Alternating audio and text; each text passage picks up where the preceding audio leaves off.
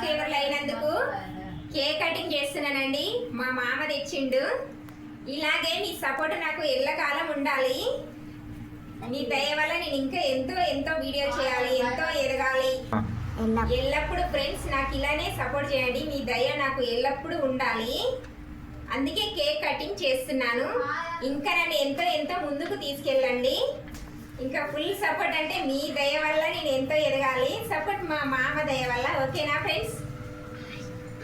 Cake cutting అయితే చేస్తున్నాను. చెప్పలు కొట్టరు ఇక.